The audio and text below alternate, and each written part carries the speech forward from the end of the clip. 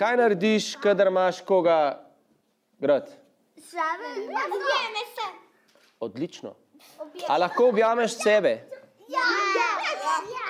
Pa tudi drugače lahko?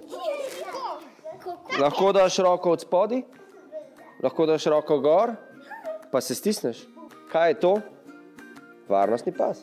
Gre od spodaj, tako kot je šel že prav, in gre tukaj gor. In tako je pravzaprav varnostni pas naš najboljši prijatelj, ker nas objame takrat, ko smo v avtu.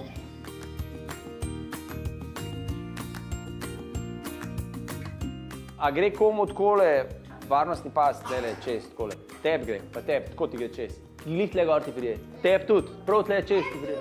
Tle. Teb tudi. Vrat je krhek, je občutljiv, tukajle so pa v tem delu najbolj močne kosti. Lele. In zato mora iti varnostni pas tukaj in nikjer druge. Zgodi kdaj? Kje se ti zgodi? Glih tle gor ti prije. Kje pa teb tudi? Prav tle čez ti prije. Tle. Teb tudi. A mislite, da lahko to kaj spremenimo? Lahko. Pejmo pogledati kako. Žan iz prvega razreda se je pripel, ampak varnostni pas gre prav naravnost tam, kjer je najbolj nevarno, po vratu.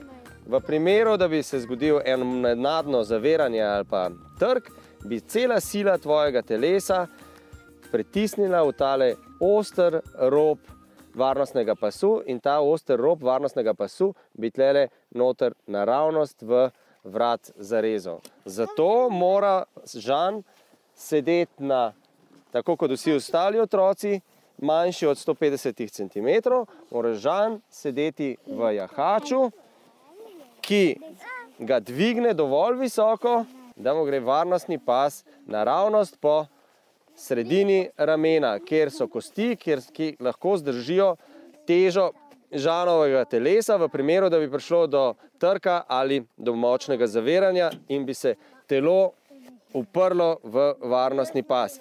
Ko otrok sedi v sedežu, mora zgornji del varnostnega pasu zategniti, ker da ga sam, da vidva, če to znaš že narediti. Takole, ja, zato, da se varnostni pas kar najbolj oprime telesa, da v primeru trka ali močnega zaviranja telo čim prej ustavi, da je sila pri naletu kar najmanjša.